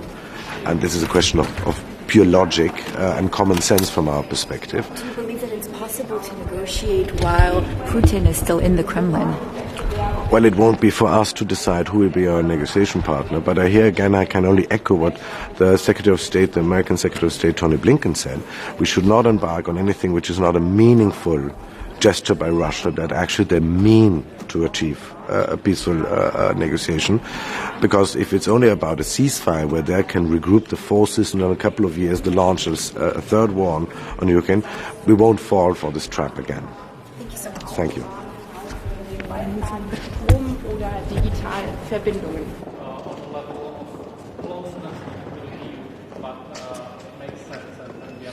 Good morning. I'm really looking forward to this today's council meeting where we're going to discuss Iran. And I think that it is important to stress that the fact that Iran is on the agenda is because Sweden have wanted it. We have pressed for it because we believe that this is a very important topic for the European Union to engage in. We are going to discuss sanctions towards those people who are responsible for the brutal treatment of demonstrating people who are demonstrating for their freedoms in Iran. And those sanctions will be directed against those commanders within the Revolutionary Guard who have been responsible for this, and also those who have been responsible for providing drones to Russia in order to facilitate the aggression and the war towards Ukraine. We're also going to talk about Russia's aggression on Ukraine. This is going to be a top priority for the Swedish presidency. I'm really looking forward to listen to what Minister Kuleba of Ukraine, the foreign minister, is going to say. And we will be working on the 9th sanctions package, which is moving forward. So these are my comments. Thank you very much. Ja. Där. Ja. Du får bestämma var det ska vara någonstans. Yes. Om vi börjar med Iran som du nämnde här, om vi tar det upp på svenska, vad förväntar du kommer i Iran-frågan och varför är det viktigt? Ja, det är otroligt viktigt från EU:s sida att vi reagerar mot den brutala och hänsynslösa behandlingen av människor som demonstrerar för sina fri- och rättigheter, inte minst kvinnor och flickor i Iran. Och det behövs åtgärder för att bekämpa den här attityden som finns från iranska myndigheter mot de som demonstrerar. Och därför så kommer ju rådet idag att diskutera de här frågorna. Utrikesministrarna kommer att göra det därför att Sverige har begärt att sätta upp Iran som en punkt på dagordningen. Och det vi kommer att göra, det är flera olika saker. Vi kommer bland annat då att anta sanktioner riktade mot de befälhavare inom revolutionsgardet som är ansvariga för det här våldet. Och det kommer vi att göra i bred enhet. Dessutom så kommer vi också att rikta dem mot människor som har varit ansvariga för att då tillhandahålla drönare som har använts i Rysslands krig mot Ukraina. Och jag förväntar mig en bra diskussion inne på rådet, och jag förväntar mig också att vi är framåtblickande och framåtlutande när det gäller Iran ifrån EU:s sida, för det kommer att behövas framöver. Du nämnde här det 9:e sanktionspaketet. Nu är det ganska många saker förvisso som inte är på det här mötet aktuella, men där Ungern står i vägen. Alltså det 9:e sanktionspaketet, det är EDF:en med vapenpengarna, det är det här stora stödpaketet 18 miljarder euro till Ukraina, det är dessutom den svenska NATO-ansökan. Hur besvärligt är det att Ungern blockerar så här? Först och främst vill jag gärna säga att det 9:e sanktionspaketet, när det väl kommer på plats, kommer att vara väldigt viktigt. Men det är inte det enda. Vi måste fortsätta med ytterligare sanktionspaket riktade mot personer i Ryssland som är ansvariga för kriget i Ukraina. Och i det här fallet, vilket ju då också finns i det 9:e sanktionspaketet, de personer som är ansvariga för att ukrainska barn har blivit bortförda in i Ryssland. Ett allvarligt, grundläggande brott mot mänskliga rättigheter, att man skiljer barn från sina föräldrar för att sedan då uppfostra dem till ryska ideal inne i Ryssland. Någonting som vi trodde tillhörde en helt annan tidsålder. Så jag vill verkligen tala om att när det 9:e sanktionspaketet kommer på plats så kommer det vara en viktig åtgärd. Det kommer inte vara den enda, men det är ett tydligt tecken på hur allvarligt frågorna är. Som du sedan är inne på så fortgår nu förhandlingarna kring de här frågorna, och jag har goda förhoppningar om att de kommer kunna slutföra detta. Det finns ett antal frågor som är utstående där ett antal olika medlemsstater har synpunkter. Så är det i EU-sammanhang, och jag tror att vi kommer kunna lösa detta. Ja. För att knyta an till den frågan, vad kommer du säga till din ungerska kollega? För det är ju trots allt Ungern som blockerar på en lång rad olika områden. Just när det gäller de här frågorna så vill jag peka på att en del av den här materien hör ju också hemma i ett annat ministerråd, det vill säga ECOFIN, det vill säga hos finansministrarna. Så just här inne kommer kanske diskussionen inte att vara så påtaglig, därför att den finns i ett annat ministerråd också. Men sanktioner till exempel ligger på ert bord? Så är det, men sanktionerna, där finns det en tydlig uppfattning från Sveriges sida att sanktionerna är viktiga, och vi kommer naturligtvis att ha en bra och positiv diskussion här inne, det är jag övertygad om. Men saker och ting hänger ihop i det här sammanhanget, och därför kommer inte allting att hanteras på just ministerrådet här idag. Men min uppfattning är att alla bör sluta upp. Det är uppenbart att Rysslands aggression mot Ukraina är viktigaste punkten inför det kommande svenska ordförandeskapet som påbörjas efter årsskiftet, och vi kommer att se till att den frågan kommer att ligga högt på dagordningen under de månader som vi har ordförandeskapet. Den kommer inte att försvinna. Det finns ingen annan utrikespolitisk fråga just nu i EU:s kontext som är viktigare än Rysslands aggression mot Ukraina. När det gäller fredsfaciliteten, räknar du med att ni kommer fatta beslut om mer pengar idag på mötet, och hur mycket mer ska Sverige betala i så fall? Först och främst har jag goda förhoppningar om att vi kommer att kunna komma till ett avslut, men det är just det jag är på väg in på rådsmötet för att diskutera. Men att fylla på den europeiska fredsfaciliteten, som ju i praktiken innebär att vi ger möjlighet till Ukraina att skaffa mer militärt stöd helt enkelt, genom att då fylla på den här med pengar ur EUs budget, så är det en viktig fråga. Och Sverige kommer att bidra till denna, men jag vill inte uttala mig här och nu om summorna innan vi har varit inne på rådsmötet och faktiskt fattat beslutet om finansieringen där. Är det just brist på pengar som är det stora problemet, eller är det kanske snarare att det är svårt att få tag på nya vapen i brist på marknaden? De här två sakerna hänger definitivt ihop, och det är klart att vi bör naturligtvis ta i beaktande att alla stater som har möjlighet att avstå olika typer av vapen som kan vara Ukraina till gang bör naturligtvis ha en möjlighet att göra detta om det finns. Men samtidigt ska man komma ihåg att de ukrainska önskelistorna ser olika ut. För vissa av öststaterna i Europa som fortfarande då har militärmateriel kvar från Sovjetunionens dagar, så har det varit lite lättare, medan mer avancerad materiel västerifrån har haft lite andra utmaningar. Men ja, naturligtvis så hänger de här sakerna ihop, men utan pengar så blir det inga vapen överhuvudtaget. Därför är den frågan väldigt viktig. Vad ska ni göra med östliga partnerskapet? Det östliga partnerskapet, som jag precis är på väg för att ha en diskussion med ministrarna från den här gruppen av länder, är ju ett väldigt framgångsrikt projekt. Det har ju inneburit att en stor grupp av länder som är i EUs närhet österut har kunnat få en närmare relation, och de bästa exemplen är ju naturligtvis Ukraina, Moldavien och Georgien, som alla har kunnat närma sig EU tack vare det östliga partnerskapet, som skapades av Sverige och Polen gemensamt under vårt ordförandeskap i EU 2009. Förutsättningarna för det här har naturligtvis ändrats genom åren, och Rysslands aggression mot Ukraina har definitivt ändrat förutsättningarna. Men vår förhoppning är att det östliga partnerskapet ska ligga kvar på agendan och vara ett verksamt verktyg för att vi ska kunna knyta fler länder närmare den Europeiska unionen. Det här projektet har bara sett sin början. Det är definitivt inte på väg mot något avslut. Och de diskussioner som vi kommer ha med ministrarna som då ingår både från EUs och från östliga partnerskapets sida kommer att bekräfta detta. Finns det läge att utöka det ännu mer österut? Men nu spetar det ju som sagt Ukraina, Moldavien, Georgien är kanske redan på väg in i EU. Å andra sidan så har du länder som Turkmenistan, Uzbekistan, Kazakstan. Borde de kanske beredas en plats i det här sammanhanget?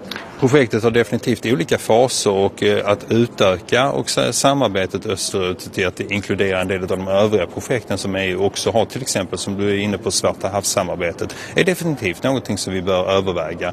Framförallt måste man komma ihåg att det östliga partnerskapet innebär trots allt ändå en väg framåt för EU. En plattform där man kan prata med stater som vill ha en närmare relation med EU. Inte nödvändigtvis för att bli medlemmar. Det finns flera utmaningar på den punkten för många av de här staterna som ligger bortom och omkring Kaspiska havet naturligtvis. Men däremot ha en närmare relation. Och vi ser ju också att många av de här staterna är också stater som vågar stå upp gentemot Ryssland trots det maktspråk som Moskva använder. Det är också en anledning till att det östliga partnerskapet är bra för EU och någonting som Sverige står bakom. Tack. Ja.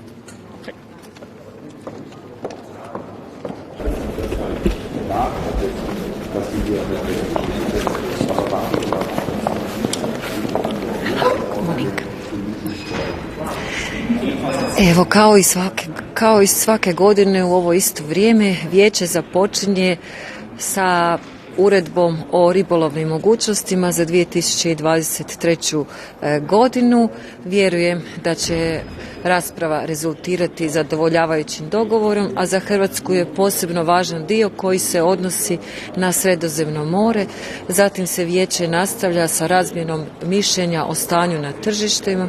Mi ćemo još jednom ukazati na visoki utjecaj rasta cijena ne samo energenata nego mnogih drugih inputa, ambalaže, različitih troškova na poljoprivrednike, ukazati na neizvjesnost i rizike kojima su izloženi, te uputiti slijedom prošlogodišnjeg iskustva na potrebu ranije pravovremene reakcije i pripreme za nadolazeće razdoblje kako bismo pravovremeno i učinkovito pomogli europskim poljoprivrednicima. Također ćemo razmijeniti mišljenje o novim tek usvojenim nacionalnim strateškim planovima za razdoblje od 23. do 27. godine. Svi ćemo nastojati istaknuti posebne izazove koji proizlaze iz primjene novih nacionalnih strateških planova od koje mnogo očekujemo, te ćemo ukazati na potrebu bržog usvajanja kompletne sekundarne i provedbene regulative te inkorporiranje u nacionalno zakonodavstvo uz dobru edukaciju poljoprivrednika. Također komisija će nam predstaviti procjenu potrebe revizije zakonodavstva u području dobrobiti životinja. Hrvatska podržava ovu raspravu, početak rada, te ukazuje također na potrebu pripreme i dodatne financijske podrške poljoprivrednicima uz reviziju zakonodavstva kako bi oni bili spremni u idućem programskom razdoblju primjenjivati eventualno unaprijeđenu regulativu u području dobrobiti životinja. Komisija će isto tako predstaviti i rad na drugim zakonodavnim aktivnostima, od kojih ću posebno spomenuti uredbu o oznakama zemljopisnog podrijetla. Za nas, Hrvatsku, riječ je o vrlo važnoj uredbi. Podsjetit ću sve da mi kao mala i otvorena država, posljednja država koja je primljena u punopravno članstvo u Europskoj uniji, ulaže značajne napore u označivanje proizvoda, te se ponosimo činjenicom da već danas imamo 38 proizvoda koji su označeni oznakama zemljopisnog podrijetla i oznakama izvornosti i još 10-ak u pripremi. Na kraju ću isto tako čestitati češkom predsjedništvu na vrlo uspješnih 6 mjeseci rada i na svemu dobrom što su inicirali i potaknuli za usvajanje. Hvala.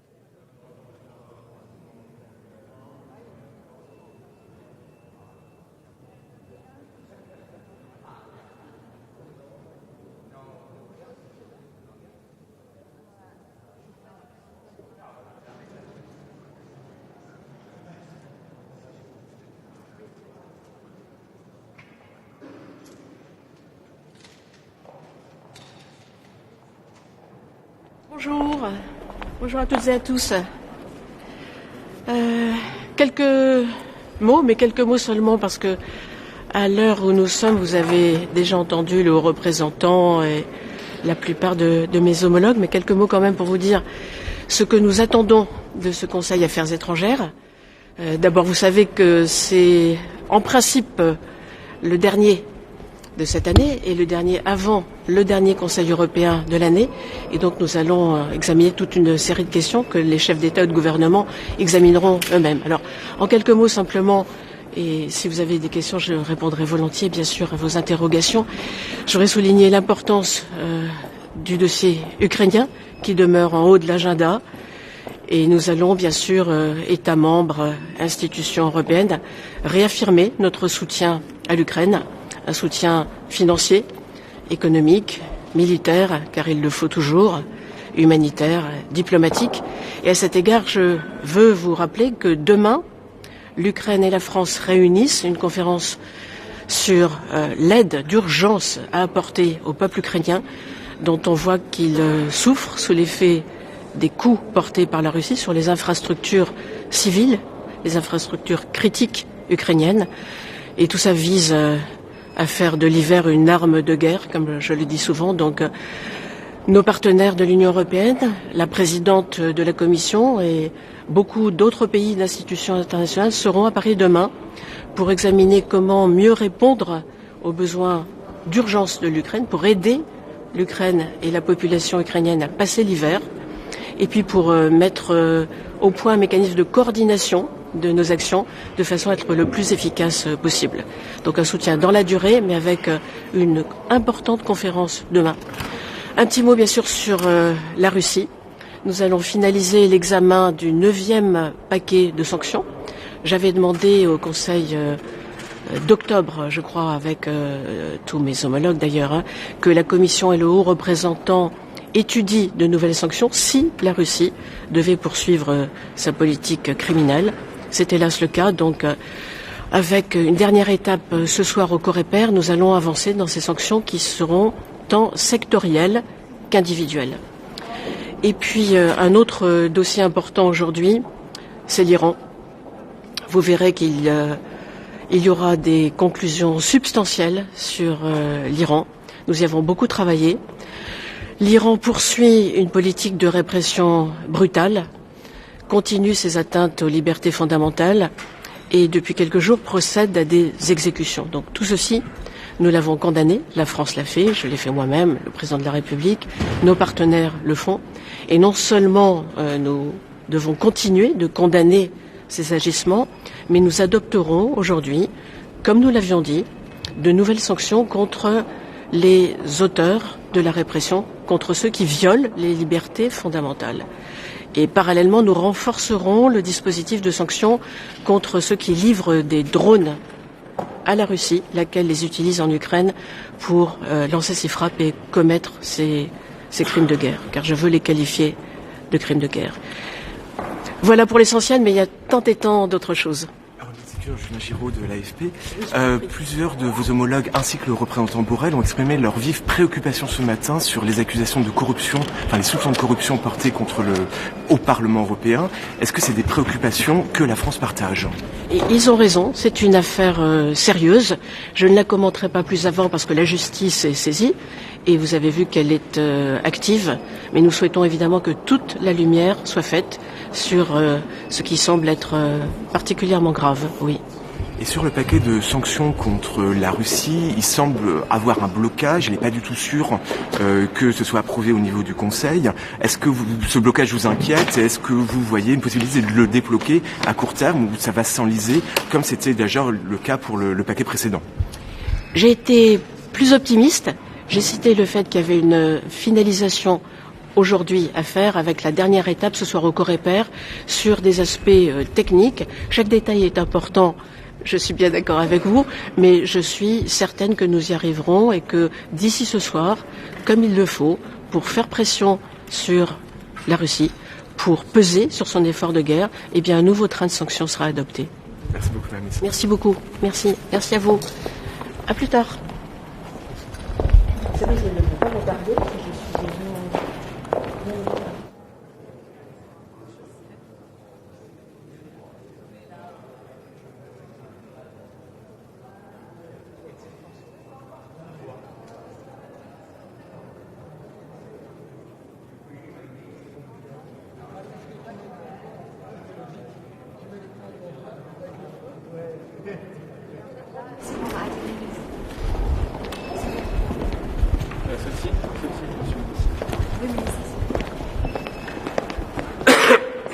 Bonjour. Très heureux d'être là ce matin pour le Conseil agriculture. On va évoquer plusieurs sujets. D'abord la question des marchés des céréales liés à la crise en Ukraine. Bon, c'est plutôt un point d'étape. À date, pas d'inquiétude sur les semis de printemps, plutôt des inquiétudes sur des tensions sur le marché des céréales sans doute à venir dans la suite de ce qu'on a connu au printemps dernier. Je suis en permanence en relation avec mon collègue aussi, ministre de l'Agriculture ukrainien, pour essayer de regarder comment on peut poursuivre les travaux. C'est ce qu'on va faire, j'imagine, ce matin, d'accompagnement à l'Ukraine et de faire en sorte que l'Ukraine, les agriculteurs ukrainiens puissent, dans les meilleures conditions ou les moins mauvaises conditions, effectuer leurs tâches agricoles d'hiver, mais surtout de printemps, pour la saison qui va s'ouvrir. Deuxième sujet, le règlement sûr, qui est un élément important. Comme vous savez, la position de la France a été continue dans le domaine. C'était à la fois le côté favorable à cette réglementation et la volonté que nous avons d'avancer dans plus d'harmonisation et un certain nombre de sujets sur lesquels il faut qu'on avance. Il y a sur la table une proposition d'études d'impact complémentaires pour regarder. Alors il nous semble qu'on peut à la fois avancer sur l'étude d'impact, mais on peut continuer d'avancer sur la réglementation sûre. Il semble que c'est l'intérêt collectif d'avancer sur ce sujet et de ne pas être bloquant, y compris, et quand bien même il y aurait une étude d'impact. C'est vrai que nous avions demandé nous-mêmes il y a très longtemps, dès le mois de juin pour ce qui me concerne à la Commission, d'avoir des éléments complémentaires d'analyse, en particulier sur le sujet des zones sensibles. C'est toujours un peu regrettable qu'on n'ait pas pu avancer parce qu'il n'y a pas eu les réponses à ces sujets-là. Puis troisième sujet, il y en aura d'autres, mais le sujet de la réglementation animale. Là aussi la position de la France est claire depuis le début, la volonté d'avancer collectivement, c'est d'abord une demande sociétale. La question, c'est de faire en sorte que ce qu'on va appliquer au niveau européen soit applicable aussi à l'extérieur de nos frontières. C'est toujours la question auquel nous sommes très attachés. Comme vous le savez, des mesures miroirs de la réciprocité dans les échanges, parce que sinon, évidemment, les agriculteurs ou les éleveurs ne comprendraient pas que nous prenions des mesures qui s'appliqueraient à eux et pas à l'extérieur de nos frontières. Donc, c'est trois sujets qui me paraissent importants. Puis le dernier qui sera évoqué sur le point sur les projets, les plans stratégiques nationaux et la PAC. Il me semble que le moment est venu de dire que d'abord je me félicitais que le PSN français ait été approuvé dès le mois d'août dans un premier lot de 5 ou 6 pays. C'est assez rare pour être souligné, ça permet de préparer les choses. Moi, mon obsession, c'est qu'on soit prêt pour le 1er janvier et qu'on puisse avoir une PAC qui se déroule dans les meilleures conditions pour les agriculteurs. Ils ont été prévenus de ce qu'étaient les attendus de la PAC au mois d'août, ça a permis de faire des assolements dans de bonnes conditions. Maintenant, il faut réussir la PAC qui s'ouvre. On parlera ensuite, sans doute, de la future PAC, mais la future PAC pour nous, c'est celle qui commence au 1er janvier. Alors peut-être, Julien Giraud pour l'AFP, deux petites questions sur sûr. Est-ce que la France est formellement associée à la demande d'États membres pour demander une étude supplémentaire d'impact à la Commission? Et deuxième petite question, beaucoup d'ONG s'inquiètent du délai que ça entraîne dans l'examen du texte. Est-ce que vous partagez cette inquiétude ou est-ce que vous pensez que la Commission peut fournir ces éléments complémentaires que vous réclamez assez rapidement pour pas entraîner un délai trop significatif dans l'examen du texte? On peut partager les inquiétudes, c'est pour ça que la volonté de la France, c'est de faire en sorte qu'on continue à avancer et que ces études d'impact, ces éléments complémentaires demandés par une majorité de pays ne viennent pas je réponds à votre question après, ne viennent pas se heurter à cette question. Alors la France n'avait pas demandé initialement, elle n'est pas venue s'opposer non plus puisqu'il y avait une majorité qui se dégageait, mais la position de la France c'était, on demandait des éléments complémentaires sur les zones sensibles. Malheureusement ça a été donné trop tardivement ou imparfaitement. Désormais qu'il y a une majorité, nous notre volonté c'est qu'on continue à avancer sur sûr. Voilà, c'est ça notre position. La question, c'est pas de demander en tant que tel. Nous avions demandé des compléments. Nous n'avions pas demandé une étude d'impact, comme vous vous souvenez, complémentaire. Nous avions demandé simplement des éléments d'appréciation, en particulier sur ce qui allait s'appliquer quand les zones sensibles, Natura 2000 et autres. Malheureusement, on n'a pas eu les réponses. Désormais, on est dans cette situation-là. Et nous, on continuera à prêcher à la fois pour une réglementation harmonisée au niveau européen, sûre, et puis deux, pour que quand même, y compris l'étude d'impact qui est demandée, ne soit pas une étude qui vienne retarder trop longtemps les délais. Voilà. Une question sur les plans stratégiques que vous avez évoqués. Dans la communication engrais, la Commission proposait de pouvoir modifier ces plans stratégiques, notamment d'agriculture de précision, pour faire face à la crise des engrais. Est-ce que c'est des choses qui sont sur la table? Ça dépend des États. Est-ce que la France va adapter son plan stratégique sur la question? Alors, comme vous le savez aussi bien que moi, on peut modifier le plan stratégique une fois par an et pas là au 1er janvier pour la saison qui va s'ouvrir. Donc s'il y a des choses à ouvrir, on va les ouvrir au printemps, mais n'allons pas faire croire aux agriculteurs des choses qui seraient inexactes dans des modifications. Comme vous savez, elles sont assez complexes et longues. C'est la règle naturelle, c'est de pouvoir modifier les PSN. on le démarre au 1er janvier.